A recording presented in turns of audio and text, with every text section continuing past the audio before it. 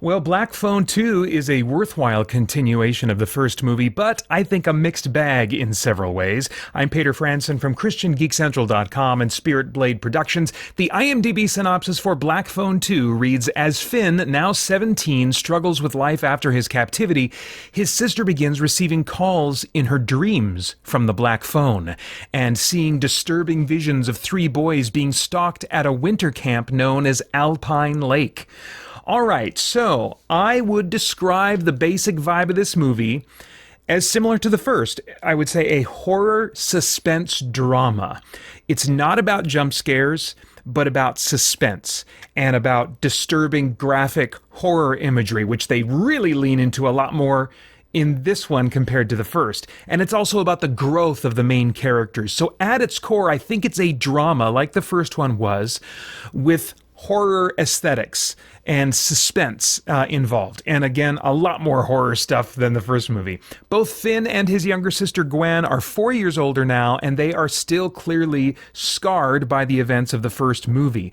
And this story for Finn is ultimately about figuring out how to truly deal with his fear and anger and to start healing.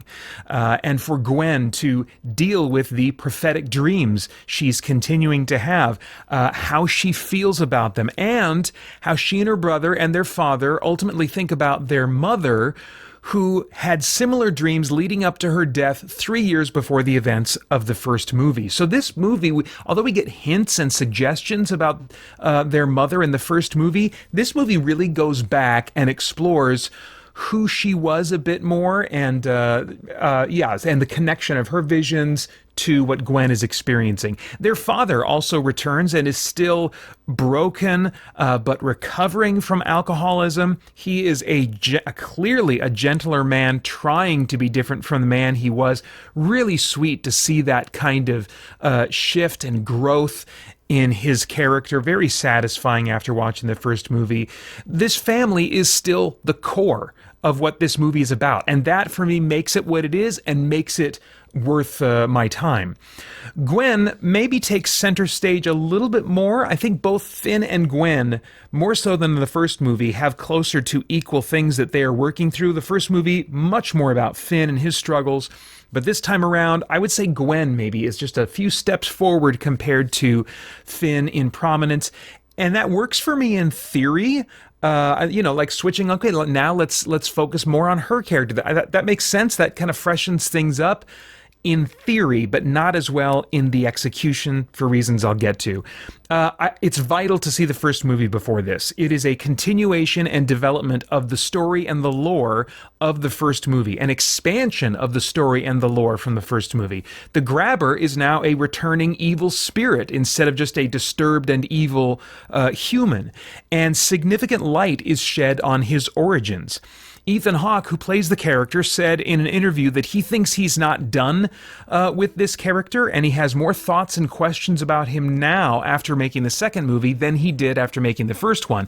And although no sequel is in any way teased or suggested, I can easily imagine one more story that reveals key remaining details about the origin and nature of the Grabber. So it's nice to see how this is expanding on all the elements of the first movie, with still room for more.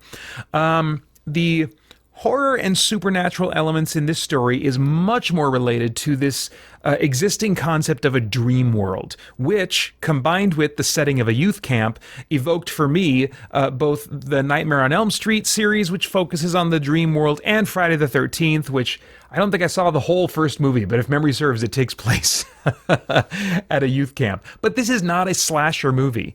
And in fact, the villain doesn't feel quite as unstoppable as I'd like. And I felt that at the end of the first movie when I watched it again this week to prepare for this one. By the end, he feels, again, just a little too easily declawed.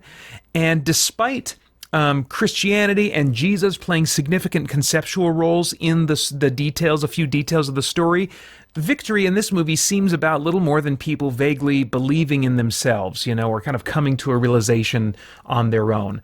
As a suspense drama, I find it satisfying, especially for the drama elements. And I care about these characters and their journeys and where they end up. But the movie lacks the real edge of my seat terror that I want to feel in a horror movie. As far as the cast, all the same key cast members return from the first movie, including Miguel Mora, who plays the surviving, I think, twin brother. He's supposed to be at least a brother of the character he played in the first movie, who did not survive that story. But I thought it was kind of neat that they brought, maybe, I don't know if the director really liked working with this actor and wanted to find a reason to bring him back. But because of the character he played in the first one, just by association, his character in the first movie was very likable and a real friend to Finn. And so his presence as a different character with a pretty different personality in this movie, he just kind of wins points from association. And so he was very welcome in my experience. I thought most of the performances were solid, especially appreciating Jeremy Davis or is it Davies? Maybe Davies, as their father. But Madeline McGraw's performance as Gwen took me out of several scenes. I think she has very good emotional access on display in both this movie and the first movie, where in both cases her crying scenes had real strength for my experience. But other times, as was the case in the first one, and less so, but still present and more on display because she gets a little more screen time, I think, in this movie. There's other times where her delivery in more normal kind of conversations and her expression just doesn't feel quite natural to me. And so the added focus on her character ultimately took a little something from my experience. That said, I am glad that they didn't recast her, as her presence helped me continue to invest in a long-term connection to these characters. And I do hope that she'll be back for a third if they make one. As far as stunts and visuals, largely practical stuff again, as far as all the horror stuff goes. Though definitely there's some more green screen work. There's some wire removal for some telekinetic people flinging around. So there's more stunt type stuff going on too, which was, I think, neat. It's not getting overly ambitious and overly clever and throwing money at things unnecessarily. I felt like, yeah, this is a good kind of, like I said earlier, an expansion on what's happening, the kinds of things that happen in the first movie. And then there's other little CG tidbits here and there. I think the balance between CG and practical and not being overly ambitious with the effects, all of that felt like the right choices for this script. Also returning was the film grain effect identifying dream sequences, which is a cool touch and I think a signature element of this series now. It's subtle, but I find it nicely effective. Okay, themes. Is there anything of moral, philosophical, or spiritual significance going on in the themes of this thing that could trigger some worthwhile thought or conversation? Well, it's very ripe for that kind of thing, but the messaging is mixed. Although the director, Scott Derrickson, who also directed the first Doctor Strange movie, and of course the original Black Phone, and The Gorge, which I loved, that was on Apple TV Plus, I believe that was early this year. Scott Derrickson is an openly professing Christian and a Biola University grad from back in the day, but he didn't write the script alone. I also don't know his personal theology, despite, him being a Biola grad saying something at least.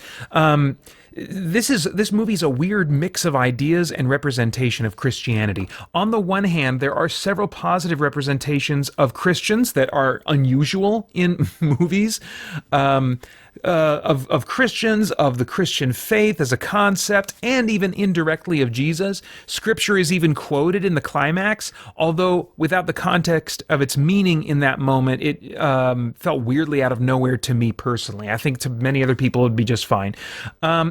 And then on the other hand, there is one very tropey, legalistic, and unbiblical Christian that is designed clearly for us to hate.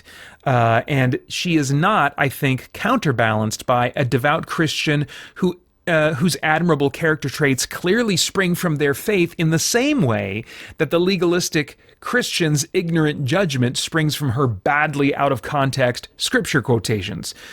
Christian theology also takes a backseat to the movie's lore involving dead spirits haunting this world until they have peace, and evil human spirits escaping from hell to torment the living, and gaining power somehow from the victims that they have killed. Finally, personal visions and speaking with the dead are, in the end, validated as potentially positive things people can engage with. So, the potential takeaways, spiritually, philosophically, are not all spiritually healthy for the undiscerning viewer. It's a very typical Hollywood supernatural theology and lore that I don't think Scripture leaves room for. And so, if you're expecting Derrickson's involvement to straighten out the spiritual lore of the movie and make it more biblical, you're probably going to be disappointed. Thematically, though, this is not a movie trying to educate us about the nature of the spiritual world. It's broadly about facing past traumas in order to heal, considering that those personal traits that make your life difficult and complicated may have a positive side to them, things like that. And in the broadest sense, these are good and true ideas for us to consider. And I'm glad that Scott Derrickson is working in Hollywood, and particularly in the horror genre, which I think is so ripe, maybe more ripe than most other genres, for exploring spiritual ideas. So hopefully next time around, his work in horror will have a little bit clearer, a little bit more crystallized Christian theological representation, even if it's not front and center. I think there's a way to do it where it's not preachy and necessarily front and center, but still in a subtle way compatible more with the Bible than this movie is. Okay, no idea what your tastes are in movies, but if I were a time traveler, I'd go back in time and say, Peter, okay, wait. You'll want to see this. But this week you introduced the first movie to your son Titus, who immediately ranked it, surprisingly, his number 2 movie of all time. So you'll want to watch this with him, and you'll enjoy much of it as well. It's just not so much for you that you should race out and pay top dollar at the theater to go and see it. This one's rated R for strong, violent content, gore, teen drug use, and language. And those are all of my thoughts for now on Black Phone 2. As always, would love to get your thoughts and reactions in the comments below. Please like, share, subscribe, click that bell to stay connected. I want to thank the Spirit Blade Insiders for making this review possible. You can get info about the benefits of joining at patreon.com/spiritbladeproductions. And then I hope you'll check out our podcast and stay connected to all CGC content at christiangeekcentral.com as we continue to geek out and seek the truth.